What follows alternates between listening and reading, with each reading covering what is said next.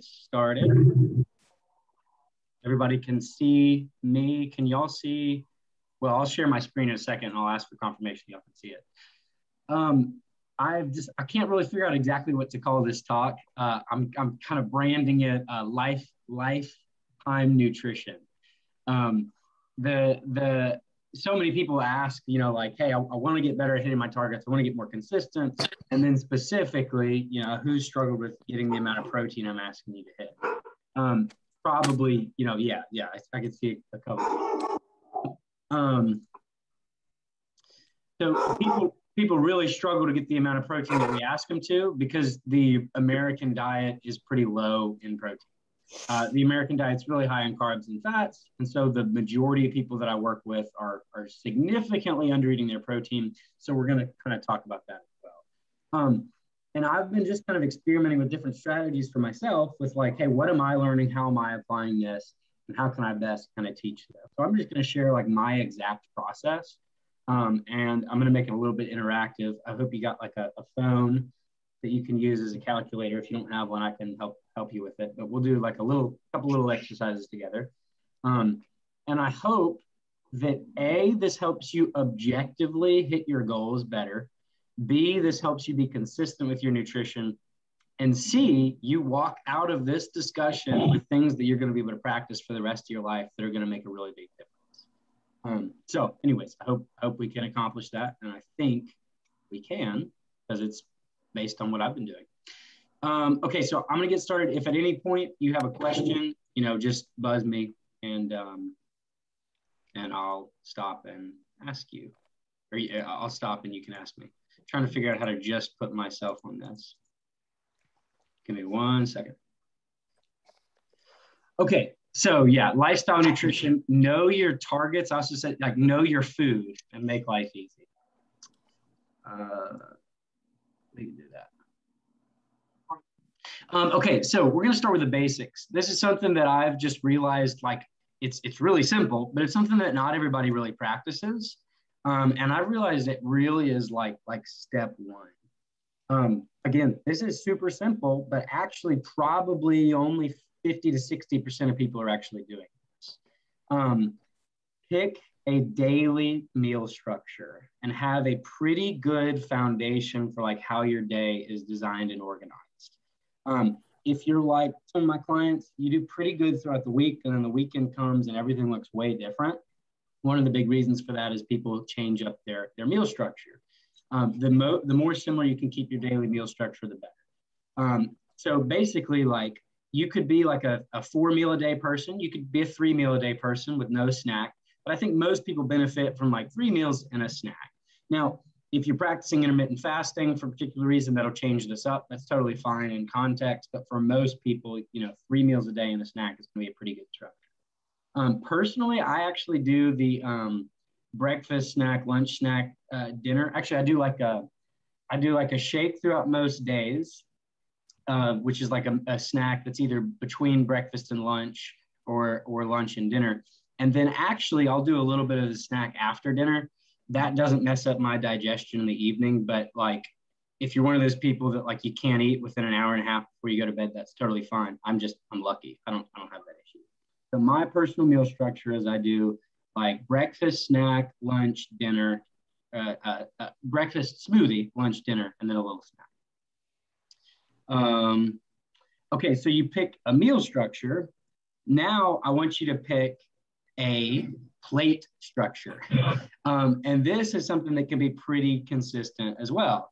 So you look at your plate and you should see for most people, a lean protein source, for most people, for almost all meals, lean protein source, vegetable, a high quality fat, and then a healthy carb. That healthy carb is not going to be there, obviously, if you're keto.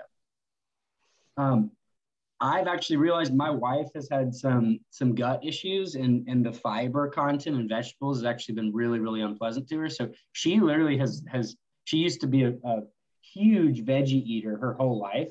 And she's actually been like really, really not being able to eat many veggies.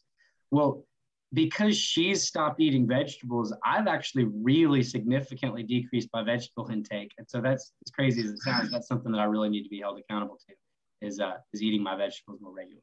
But this is pretty much like what your dinner and lunch should look like.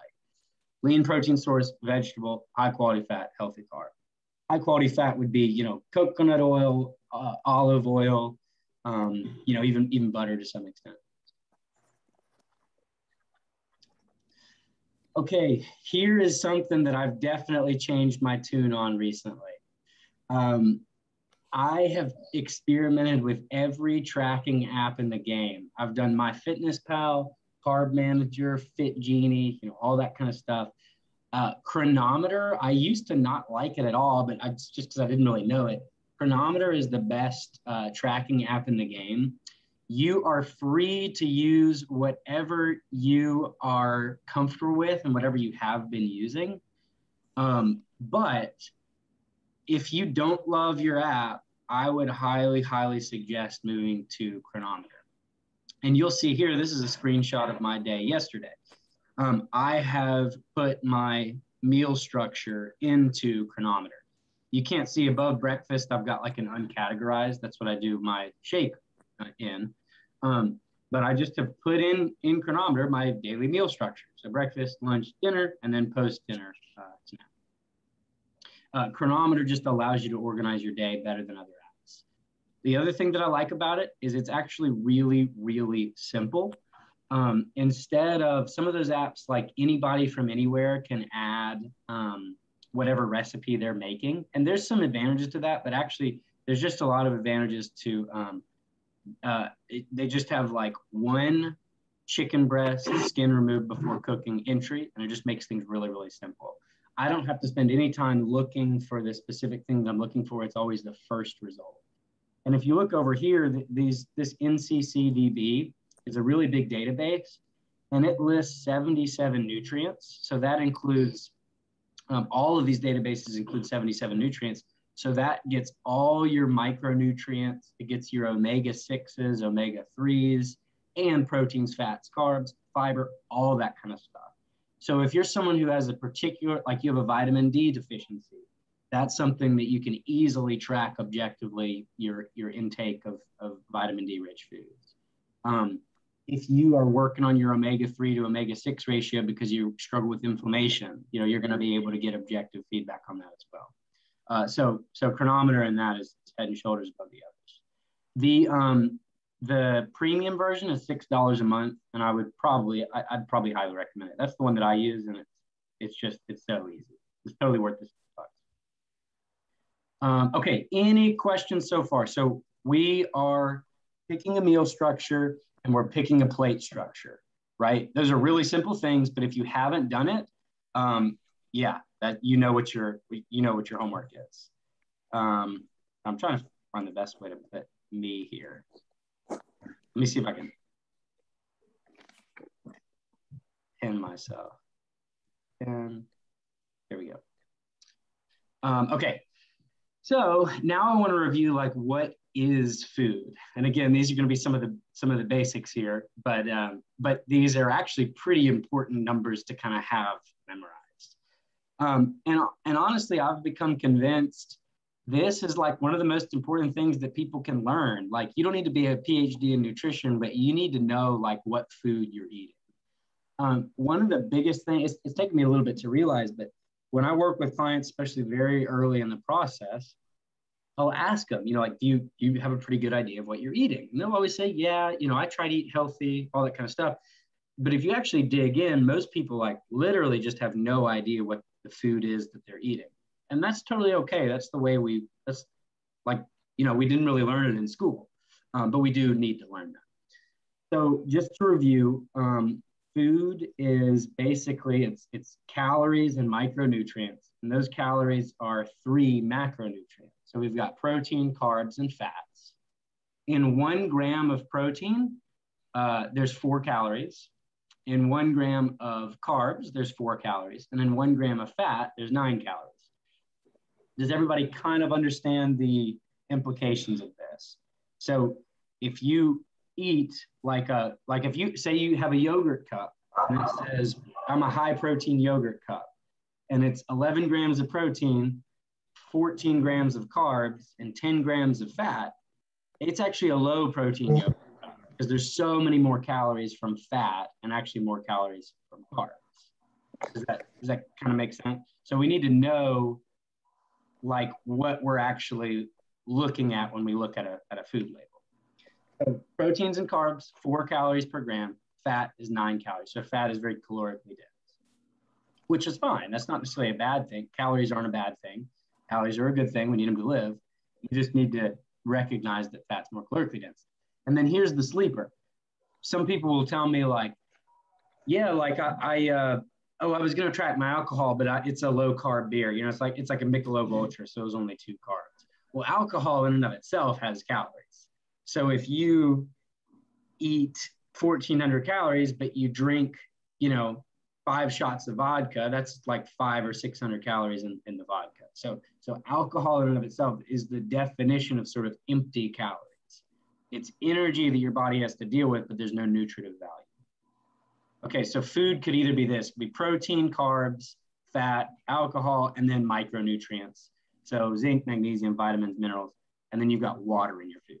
And then the other thing is fiber. Fiber is a carbohydrate, but humans don't have the enzymes to break it down.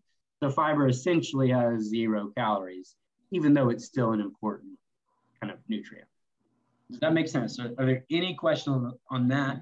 Do we understand the implications of 4 calories per gram and 9 calories per gram and with alcohol? Okay, good. There will be a quiz after this. So, okay, so let's look at like a lean steak. So we've just asked, what is food? Let's look at an example. What is a steak? So say you take a steak and you put it on a scale and it's 114 grams. So the steak is 114 grams.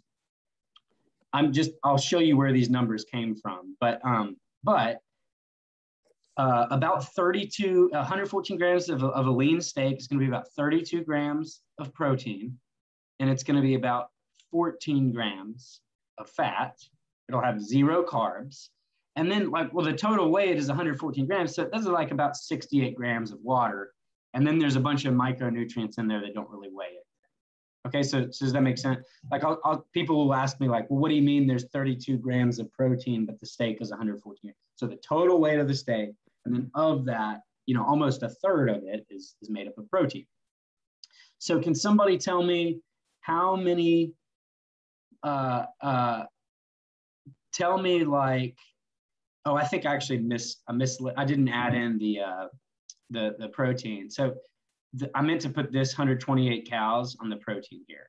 So you multiply 32 by what number to get 128? Like how many calories are in the protein in the steak?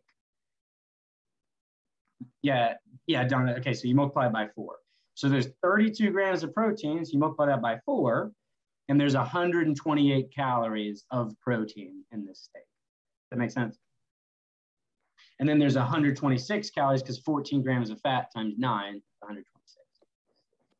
So you can see that this steak, it's a lean steak, but there's still just about as much calories from fat as there is from protein.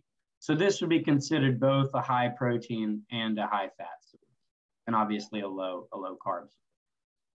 Okay, so here's the really good news. This is where things are about to get, I think, really, really practical and really helpful.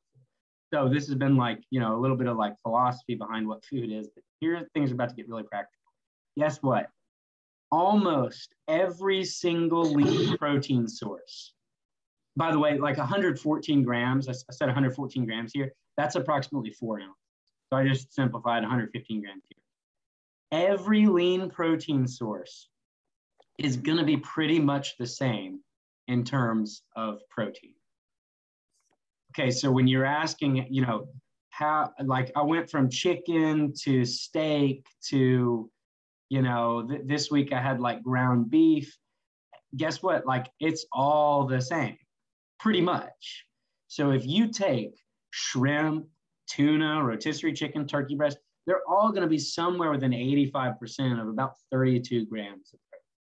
So I have in my head I weigh everything in grams. It's easy on me. And I know about 115 grams, about 32 grams of protein.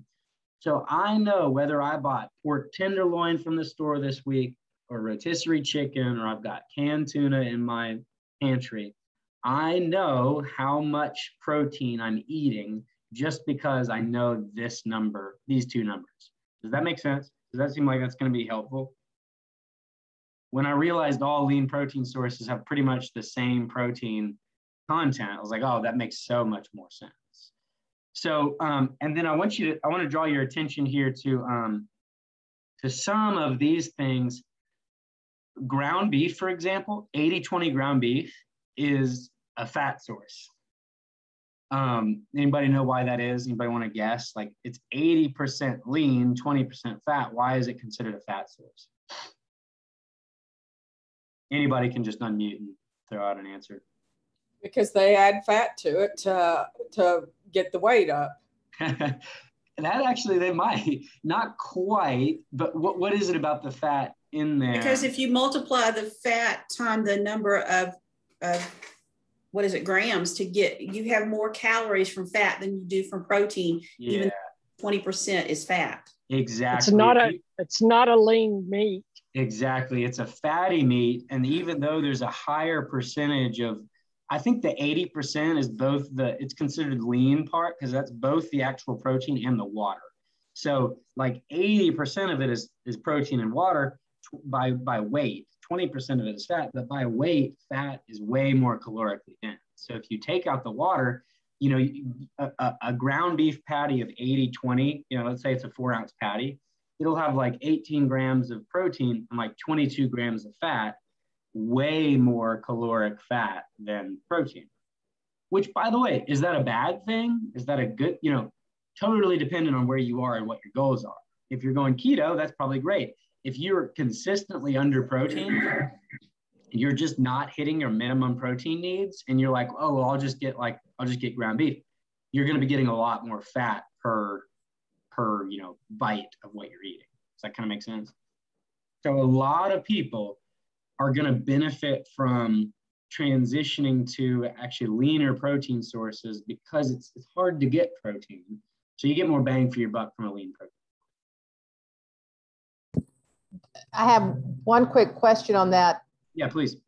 Does it matter if you, drain off all the fat, you cook it and you drain all that fat off? Does that not take away some of that 20% calorie? Great question.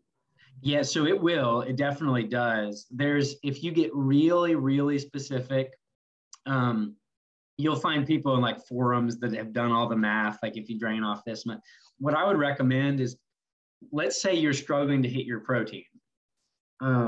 You might want to drain off some of that fat. It just like be consistent with how you log it. And, there's going to be some error, but if you just log it kind of the same way each time, if you buy, like I've been doing ground turkey this week with a little bit of ground beef in it.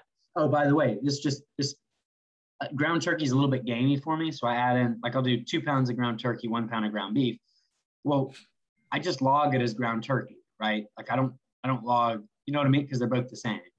So Jennifer, what I do is I do drain off a little bit of fat, because I'm a really good fat eater and I always overshoot my fat. So I don't need more fat. I'm going to get it. So I drain off the fat and then I just log it as how Chronometer has it. And I just call it a day. I do it the same way every time. It's going to be consistent. Yeah. So consistency over everything. Sort of. I have a question. Yeah, Gina. For some reason, I don't know why I started this way, I weigh all my stuff in ounces. Yeah. Does that matter? It doesn't matter. The reason why I like weighing it in grams is because, say I'm making a smoothie, the yogurt that I have has like 1 serving, 2 and a third cups, 2/3 of a cup, and then it'll say beside that, 56 ounces, or sorry, 56 grams, and so every like food label is going to have the gram value. And then say I'm putting in 56 grams of yogurt. Well, and then say I'm putting in like 5 grams of chia seeds, because I have a specific macronutrient goal. Like I'm trying to get my omega-3s up. So that's why I would log my chia seeds. And I don't really care about the macros of chia seeds, but I care about those omega-3s. I'm going to do that like 5 grams. So it's harder to convert like 0.1 ounce. So grams are good for both really small things and really large things. See, I just go with, carb manager. Maybe I should, I just That's type fine. it in. If you've got a system that works and you've been consistent with it, that's fine. For me, it's been really helpful to go over to grams, but that's just totally personal preference. I've just found it's helpful for me. So there's not a right or wrong way. Okay. Andrew. Yes. My Fitness Pal, I log things in ounces. Yeah. It converts it to grams for me. Okay. And that's fine too. One of the things with My Fitness Pal and I think Carb Manager, sometimes depending on what you're logging, it won't always give you grams or it won't always give you ounces, or it'll say like 1 serving. And that is really confusing for me personally. So again, I just like keep it simple because my brain is bouncing all over the place. It needs to be simple for me. So, but either way, whatever works for you, but I have found this to work for me. Plus, if I ever go to Europe, that's a joke. When it says 1 serving, I just keep looking for what I want. Yeah. And to me, I just don't love to continue to look. I just like to. I know. Yeah. I get it. Yeah. So it's totally fine. Okay. So now I'm going to show y'all my personal process for how we can do this with both fat and carbs, but today I'm only going to do it with protein, just because most people struggle to hit their protein more than anything else. And it's probably most important to get adequate protein. Here's the thing. Carbs and fats are fuel. Protein is not a fuel source. You do not eat protein for energy. You eat protein to build you, to build your brain, to build your bones, to build your muscles. Does that kind of make sense? So fats and carbs give you energy to run throughout the day. Protein is you. So if you're consistently running low on protein, you just consistently miss out on an opportunity to build you. Kathy, did you have a question? Yeah, I do. Those people that are vegetarians, how do they build their muscles and all that? Kathy, you got to ask them. It is possible. Here's the hard thing though. It's really hard to get sufficient protein from just plants without going over on like beans, for example. They call beans a high protein source, but if you look, beans have like 8 grams of protein and 16 or 20 grams of carbs. So objectively, again, it's not a high protein source. It's a high protein source for a plant, but it's possible to do. They just usually have to supplement a good deal. They have to have a lot of powders and soy and stuff like that. But it is a challenge. Okay, so I'm going to show you my process, and then I'm going to have you get your calculators out and literally do some figuring for exactly what your goals are right now. So let me just first try to explain this. And I'm not a math teacher. You're going to find that out really, really quickly here. If you get lost, just tell me and I'll slow down. But here's what I do. I'll put you down here. Okay. So my personal protein goal is 200 grams a day. By the way, I used to struggle to get 180 grams. And yesterday, I just kind of had a little fun. I didn't log one of my meals. I finished the day with 240 grams of protein. That's more than I need, but my point is I've started using this system and it's been so easy to get my protein that sometimes I'm even going. I'm not advocating you once you go home and eat 240 grams of protein. That's just like, it's just gotten easier for me to hit mine. Okay, so every day my goal is 200 grams of protein. If I know that 150 grams from a lean protein source, so I put a steak, a top sirloin lean steak on the scale, it's 115 grams. That's going to be about 32 grams of protein. So I'm estimating here, and I say, 32 grams.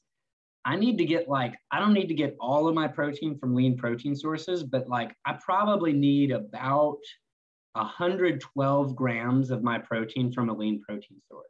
Does that make sense? So I'll get protein in a lot of different ways, but for my main meals, I should probably be getting about 112 grams of protein so that I know that I can hit this. So what I did is I take 32 grams, I say like, okay, 3.5 times that much is 112 grams of protein.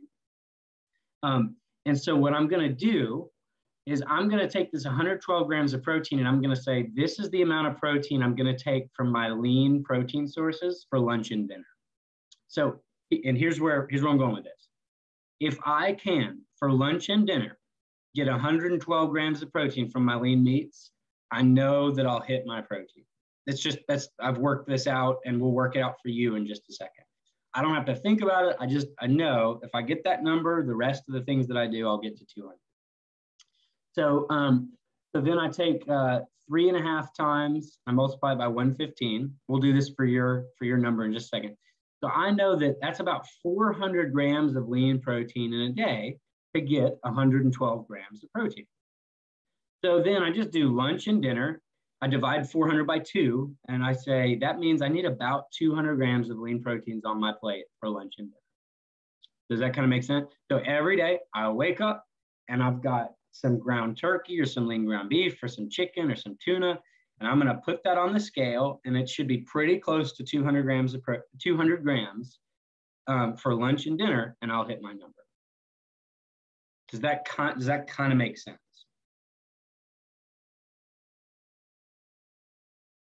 So if I do that, if I have lunch and dinner, and with lunch and dinner, I put 200 grams on my scale, I'm going to be fine, because all I have to do for the rest of my day is about 90 grams of protein from snacks, post-workout protein shakes, and breakfast.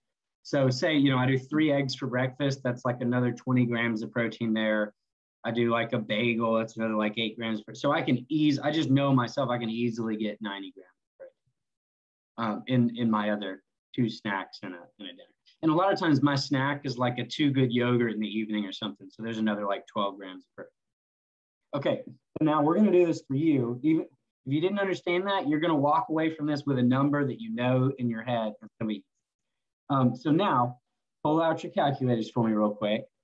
If you got a sheet of paper or a pencil or whatever, I want you to, what is your protein goal like this week with your coach? Anybody want to share? Does everybody know that number first of all? And then if anybody wants to unmute, share your protein goal, we can use you as an example. And we can 150. 150. That's my goal. Okay, great. 150. So I did this example with 140. But same. You could actually, Donna, for 140, we could probably do about the same thing. So here's what we'll do.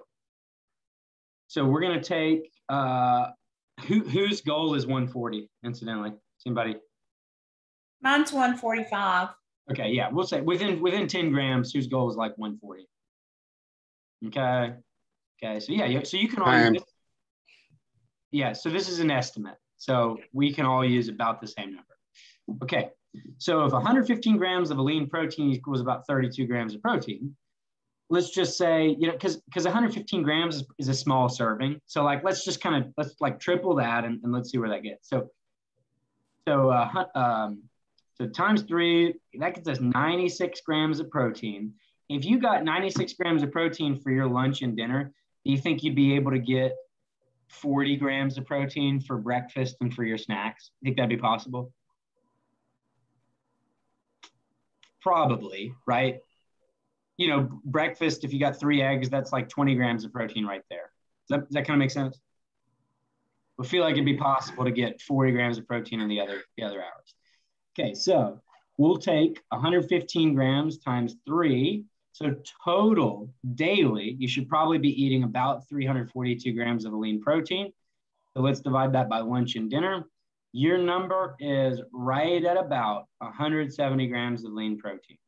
So when you're making your lunch, when you're making your dinner, whether you have tuna, pork tenderloin, beef tenderloin, top steak, shrimp, tilapia, cod, whatever you want, 170 is a pretty good number for you. Does that make sense? I'm writing it down. And if you just remember, once you start to do this and log it into your chronometer, you'll see why I'm doing this. Okay, I have a question. This is Karen. Yes, Karen, so go for it. the one minus 140, by the way, the 115, let's see, you're multiplying that by 3 for 2 meals because you're going to get 6 ounces per meal. Yeah, basically. That's the only reason I did is like 115 is just a little bit lower than what most people are going to need to be eating. So I'm just saying, hey, like if you could do, 115 is about 4 ounces. It's like, yeah, you probably need, 12 ounces in a day. So yeah, this comes out to be 6 ounces per lunch and dinner. Right. Okay. So the times 3 is what threw me because you were doing it for 2 meals. Okay. Yeah. Gotcha. Basically what I did is the reason why I did the 115 times 3 is because you're going to have this chart. And, I could have done 6 ounces, which would be like 140 grams, whatever. I just did this chart and yeah, like basically you're going to be eating 6 ounces at each meal. And this is good. Yeah. Okay. Is that pre-cooked weight or is that post? Good question. This is cooked weight. Cooked weight. Okay. Yep. Okay. Good question. So that makes it difficult. I guess you have to just kind of figure out what size the cooked weight is. Yeah.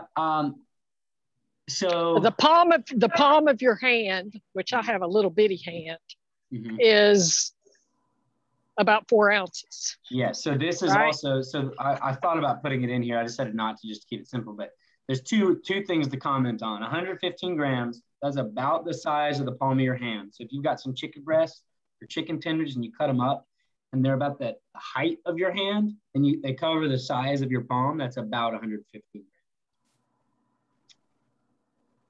115 grams looks tiny to me, but I eat a lot of meat. It might look huge to you, but it looks tiny to me. Okay, you ready? So I'm going to have a lot more meat on my plate than what you showed on your plate. Wait, how is that? Well, then on my plate, but your protein isn't 200 grams a day. Tell me how that is. No, I mean the picture that you showed. Oh yeah, with the little shrimp. Yeah. This isn't that much lean protein. That's 4 shrimp. That's probably like 15 grams of protein. I also had a problem with that picture. When you showed that picture, I just went, my plate is half full of meat.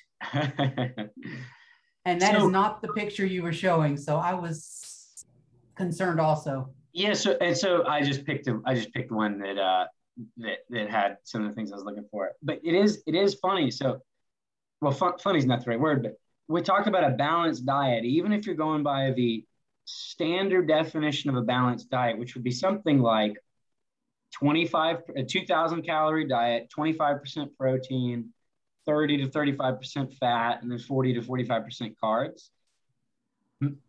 Even those of you with a 140 protein, even 160 protein prescription, that's still going to be oftentimes about 20 or less than 25% of your total caloric intake. So it's crazy that most people are like, yeah, I get enough protein. Like I eat my meat. It's like from an objective standpoint, we are under protein. There's no way around it. We've got to change our perception of what sufficient protein is. So yeah, like it looks crazy and it sounds crazy. You're like, you want me to eat that much meat? It's like, look, yeah, just break down the percentage of your food that is coming from protein. And like, I don't know of anybody that I have that's like 35% protein. That would be higher than I would do for, so anyway, so that's, yeah, it's something that we've got to learn how to do. But so for my everyday, it makes it really easy. Before we leave that, yeah, Andrew, yeah. I get a lot of my protein from the protein yogurts. Yeah. It's got like 25 grams for the Greek yogurt and stuff. So that's how I get up to my numbers. Are you saying that I really should be eating more meat and less yogurt? I sort of go back and forth on that. Let's do this. Here's something.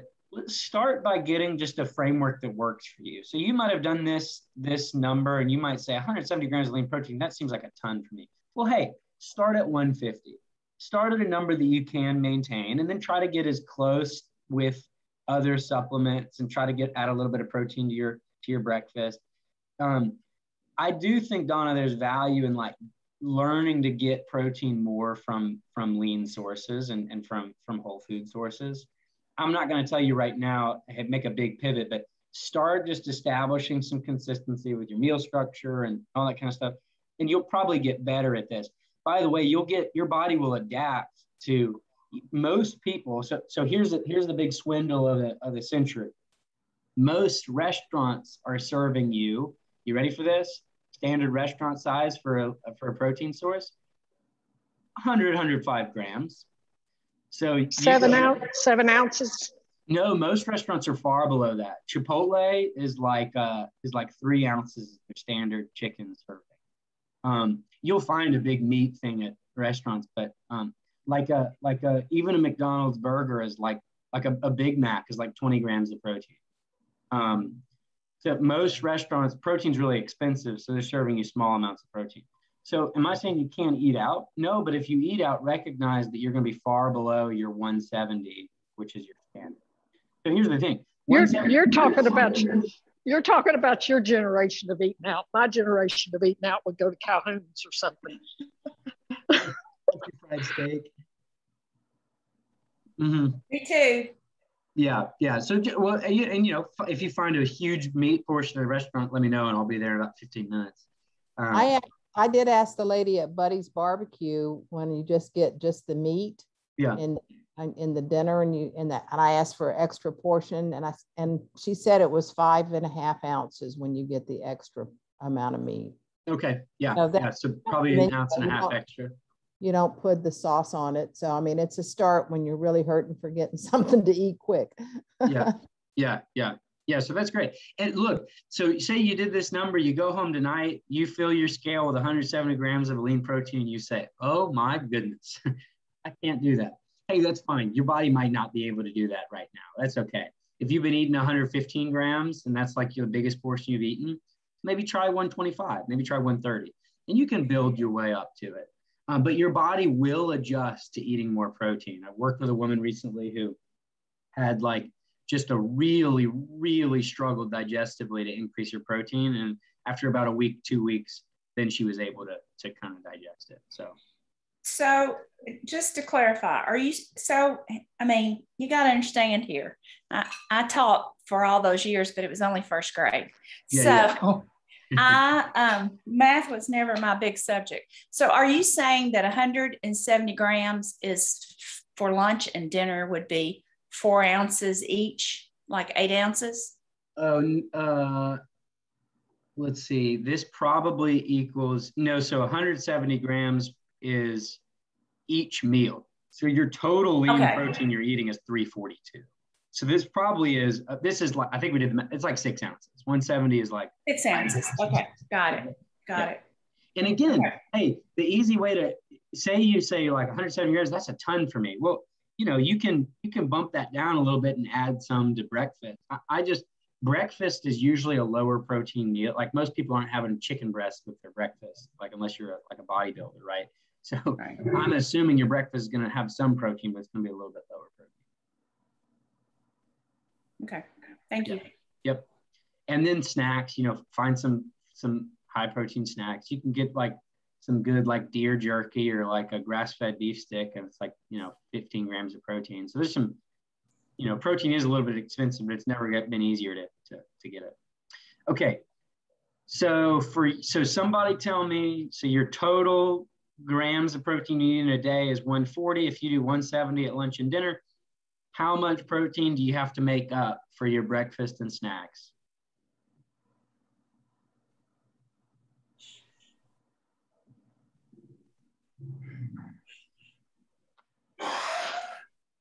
$44. Yep, 44 grams of protein. So if you do, 3 eggs, that's 18 grams of protein there. You're almost halfway there. So, okay, I will send out this worksheet. Eggs were on your list.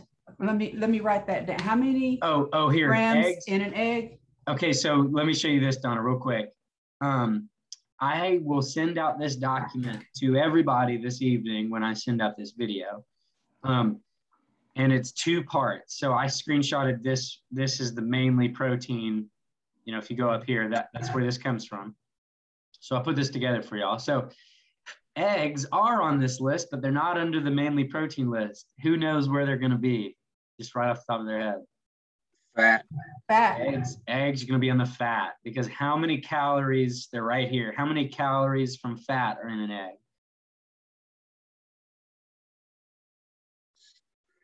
I don't see where the fat count one is. The fat content is 5 grams of fat in an egg. Oh, your heading doesn't say fat. It just says 1 serving. I didn't know what that meant. Oh, okay. Yeah. Yeah. So fats are. The far right column says mainly fat. 1 serving is okay. I'm seeing how it's structured now. It takes a little bit to get used to. So how many grams of, or how many calories from fat are in an egg? 40. Yeah. Is that 9 times 5? 9 times 5. No, 45. Yeah, 45. Mm-hmm. 45. And then there's 6 grams of protein in an egg. So how many calories is that? 24. Yep. 24. So only 24 calories from protein in an egg, 45. So it's twice as heavy in fats. So yeah, but from this table, you can't tell the protein part, and you need to track both. Well, so here's how this is designed. This isn't designed to do everything for you, but say you've struggled to hit your fats. Come to this list, look at this mostly fat, and then you'll plug that in, and you're gonna see. There's actually another document that goes with this as well that kind of shows you a big breakdown of it. But this is like, hey, if you're struggling to get your lean proteins, like this doesn't tell you everything. We made that other sheet that gave you all the macros for everything, but honestly, it's actually a little bit too much information. This is primarily fat. Like the protein contribution from an egg is negligible compared to the fat. So just use this as like a rough guide when you're trying to make up the difference on it. I've got a question. Yes, that tool that you're using, does it allow you to scan labels? Yes, it does. Okay, because I use that a lot in mine. Yeah. That saves me a lot of time. Just zip the label. It does, and it's actually the fastest label generator that I've seen. So I like that a lot. A couple notes here, just on this document. Fats are sort of hard. They all have like different servings. Lean proteins are the most kind of straightforward. So the fats, you got to kind of just look at this and think through it a little bit. And then carbs actually have a little bit more variability too. Oats are a big outlier, but mostly for carbs, like 100 grams is going to be like 20 to 25 grams of carbs. So that's just kind of, you could do the exact same exercise here with your carbs. But you know, Andrew, I got a question for you. Yeah, Jim. Okay. So I've got 2 different charts here. The one you have for the meal matrix document and the one that's the basic. Yep. And one is based on 170 grams. And one's based on 115 grams. Yeah. Which would be better to monitor for me? Probably whatever works for you. We just made that document to give people the full macro breakdown. I just think this one's just a little bit simpler. Honestly, Jim, we made both of those, and this one was just easier to apply to my life. You can use whatever's helpful, but you know, this just helps me. Okay, so this is the second part of this worksheet. This is what's called a meal matrix. And this is, you know, we talk a lot about meal prep and grocery shopping and stuff. This is the simplest way that I've found to do a meal matrix. So what you can do is just use this chart to fill out this chart. Pick your favorite lean proteins: top sirloin steak, skirt steak, chicken breast, tuna, you know, whatever that is. Pick your favorite lean proteins. If you're eating a higher fat diet, you know, you can alternate between lean and fatty proteins. Pick your favorite vegetables, pick your favorite fruits, pick some good starches. And then, you know, maybe it's okay to invest in a few new herbs, or you've got some herbs from your garden or some new spices. You know, those spice companies get really good at making delicious spices. Then select your favorite fats. And you can literally just build a chart that you can just print this off and take this to the store with you and make it easy. I'm going to pick 3 lean proteins this week, 3 starches, 4 vegetables, 2 fruits, 1 fat, whatever your breakdown is. And you'll know you're going to begin to develop a system for your shopping, a system for your cooking, a system for your eating. That's just going to be really, really easy. And approximately, you'll know the weights of lean proteins that you'll need to buy at the store to kind of make it. So I'll even screenshot to y'all and send you like my specific meal matrix, how I've done it. And you can feel free to be inspired by that, but make your own. You find your favorite foods. I just love the idea of having all my favorite foods in one place, knowing exactly how I can kind of fill up my fridge with them. And then I know that I'm able to just pair, we went back to, pick your plate, right? We didn't like this picture, but pick your plate. So you're going to have lean protein, vegetable, starch, fruit, and then just, you can build, there's something like 140,000 combinations in here or more. Like it's basically infinite combinations. Easy way to make sure that you're always enjoying your food. Okay, any questions on anything we've been over today?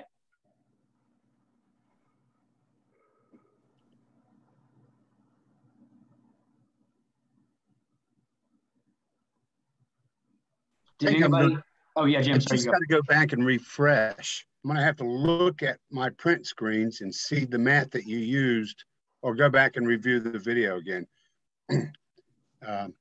It's quite simple, but practicing it is going to be the chore. Yeah. So for now, as you practice this, hit 107. Probably for most people for lunch and dinner, 170 grams is that number that you want to see of a lean protein on your scale. And then just practice that. See, are you hitting the target that I'm giving you? Can you adjust to that? Does that seem like a ton, or is that like, oh yeah, I can eat that? And then you might find, Jim, ooh, I'm about 15 grams low on protein every day. Well, hey, let's bump that up to 175, maybe 180. Well, in the past couple of days, we made some adjustments, and one of them was this stuff called Too Good, Too Sugar yogurt. Yeah. Okay. And we found some beef sticks, and then I bought that MRE protein you suggested. So it's all of a sudden I'm able to hit my protein, where, as you saw last week, trying to hit protein was a big chore. Yeah. When you went from like a 2 out of 10 to like, hopefully a 7 or 8 out of 10. Nuts. And most, but I mean, those are little things. And again, that was scanning the barcodes and things of that sort that contributed to the math. Yeah. And that's why I think if you get this for lunch and dinner, you're actually probably going to go over on your protein, because throughout the day, protein is kind of sneaking in. Is that a problem to go over? No, most people are going to be more consistently under. Like yesterday I went way over on my protein. I'm okay with that, because like one day of the week, I usually go a little bit under. By the way, for me, that's usually the weekend. On the weekend, I'm more likely to go out to eat. I'm less likely to get a protein shake in. So most people are significantly under. Most people, protein makes up 10 to 15% of their diet. Some people even less than that. I get recalls from people every week, and I say, hey, just eat like you're eating normally and show me what you're eating. And I'm getting 30 grams of protein on a day. 52 is the highest they ever get. 26 grams. It's just like it's. You think about you go to McDonald's, you eat and like, this is sort of crazy, but it's actually not. Like, we've all eaten at McDonald's, right? You get a Big Mac meal. That's a 2,200 calorie meal, and it's got 23 grams of protein in it. That's like less than 5%. So like, you'll start to see, like, go just live your life normally. Look at a plate normally. You'll start to see that there's like protein's sort of hard to come by these days. But again, this discussion isn't all about protein. You can do this with all your macronutrients. It's not that like, well, the reason why I'm talking about protein is so many people are under on it. And so for the rest of your life, I want you to have this number in your head, and you need to hit it every day. No, but just know that the less likely you hit this, the less frequently you hit this, the more likely you are to be losing some lean mass. And And you kind of can become to be like over fatted and under boned and under muscled because we're consistently not hitting our protein. So, okay, can I give y'all some homework? Am I getting head nods? Can I? Yep, that's fine. Tina says no. Karen says yes. Amy's taking a picture, so I know she'll follow through on it. Okay, so here are the takeaways. Pick a daily meal structure. If you're one of those people that like, I'm fine with intermittent fasting, but you got to have a reason for why you're intermittent fasting. There are so many people, we talk about stress eaters a lot, right? Who considers themselves a stress eater? Maybe a couple people. There are more stress non-eaters than stress eaters. If you get stressed, if you get busy, people just stop eating. And I'm one of them, by the way. Yeah. So I'll work through lunch. I didn't eat breakfast till real late today because I was kind of working on this and some other things. So I ate breakfast at 10:45. That's not good for me. I'm going to have a hard time hitting my numbers today because of that, and I'll figure it out. But so many people are stress non-eaters. So many people are really busy. They're walking around. Look, this sounds really basic. It sounds like I'm hand-holding. Pick a meal structure and have the discipline to stick to your meal structure. I have a problem, when I'm looking at that meal structure. Yeah. I don't think there's a single one that'll fit every one of my days because I have certain days that, the second Tuesday of every month is going to be weird. Yeah. Just because of all the regular meetings I have on that day. But so you can budget that in. You don't have to have the same meal structure every day, but you should know going in, the more like, for example, say you, like Kim, if I can use you as an example, your weekend meal structure is so different. You sleep in, you have a slow morning. That's probably okay. I'm not going to say you have to change that, but your numbers have been so far off. We've got to pick a structure to that day. So, and if it's different, say you're only going to have 2 meals, you got to budget in the fact that it's going to be harder for you to hit those numbers. And maybe that means we got to go a little bit higher on your days throughout the week because we know you're going to be low on the day. So Donna, you can play with that a lot of different ways. It doesn't have to be like, you can make that individualized. Or for example, I do Vital Fit Monday, Wednesday, Friday. Mm-hmm, mm-hmm. I don't want to follow that exact same structure on Tuesday, Thursday, Saturday. Yeah. Just because it's so hard to get everything done because I don't eat until like 10:30. Yeah. Because I don't eat before working out. And that makes sense. So I would just have a Monday, Wednesday, Friday meal structure and a Tuesday, Thursday, Saturday, Sunday. Yeah. Okay, that and then if you just have 2, it wouldn't be so hard to I don't know into your brain. Okay, that sounds good. And you're probably fine, Donna, just looking at some of your stuff. I think this is a lot for people that are like, well, it would relate to your really busy Tuesday. This is people that are running around that have like kind of like, it's a lot for some, workaholics who wake up and they get straight to work and then they just kind of forget to eat. It's oh yeah, like I took care of the grandkids this weekend and it was 3:00 and I hadn't eaten. It's an encouragement to, you got to kind of get ahead of it and plan it and structure it however you want, however you can. But if you don't have a structure, you're gonna suffer for it. So I would encourage y'all weigh in grams consistently because it's the most universal. But again, if you already have a system that's really consistent, Gina, you're probably okay. But I would probably, I would still recommend at least considering that because it's really simplified for me. Fill out your meal matrix, send me a screenshot when you've done it. And then commit those lean protein requirements in grams to your memory. So my number is 200. I can get away with 175 a couple of times, but I know before I roll out of bed if I'm going to hit my protein because I've got that number in my head. So you mean not your protein macro, but your amount of lean protein that you need to eat in order to hit that macro. Yeah. What number do you? So it's a little bit indirect. Yeah. So it's helpful to have your protein macro in your head, right? I'm not saying don't have that, but just know like what should your plate look like? What should the scale look like to set your intake up that you're pretty much going to get pretty close. Yeah. And by the way, this number is going to be pretty constant for the rest of your life. It's actually probably going to go up as you age. Research shows that you need a little bit more protein as you age. So in 25 years, I think you're going to be able to eyeball 170 grams, and you're going to like our clients, we're not going to be with you for the rest of your life. And in 25 years, you still need to be hitting your protein, and it's still going to be hard to get it. And so, that's something that needs to be in your head. Does that kind of make sense? Once you get consistent hitting the current number that you have, for many of you, we'll push that number up a little bit because you're still, like a lot of people are at 140. That's a number that a lot of people can kind of struggle to get to, but they can get to. But a lot of people really should be set a little bit higher than that. But wherever you are right now, wherever you are with your coach, just work on it, show some consistency, show a little bit of improvement, and let's crush our weeks.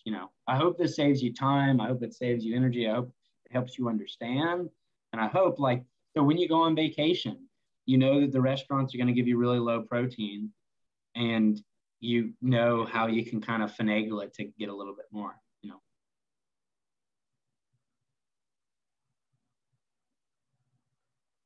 All right, y'all. So I'm going to send out the macro matrix with the sheet before it, and then my macro matrix. And I'll also send out one other document that just has some of the proteins and fats, like protein foods and fatty foods, carbs and proteins. I'll send that out as well. It'll kind of make sense when you see it. And I really do. The meal matrix has been really, really helpful for me. I want you to fill that with good, nutritious, beautiful foods of all kinds that you love. And let's make it easy to just establish really good behaviors and have freedom with your food.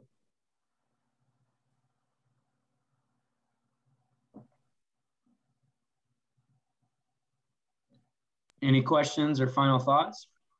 I actually think seeing your example meal matrix will help me understand how, I'm thinking of it as columns, not rows. Am I correct in? Yeah, it's columns. So mine looks like rotisserie chicken, chicken breast, tuna, pork tenderloin, tilapia, and then like my favorite veggies. And okay, so it's picking from columns. It's not trying to go across a row and say this is my Monday, Tuesday, Wednesday, Thursday meals. Right. So this is your bank. Then you just go to the store and buy this. And then every day when you're making your food, you just pull out stuff out from the fridge and you make a different combination that looks, maybe similar to this with more lean protein. And it's beautiful, it's colorful, it's nutritious. And you get in the habit of doing that, and you might not be adhering to macro targets for the rest of your life, but you're going to be adequately fueled. You're going to be eating nutritious foods. You're going to be eating well, and you're going to be miles ahead of the average person. Sounds good. All right. Love it, love it. Okay, y'all.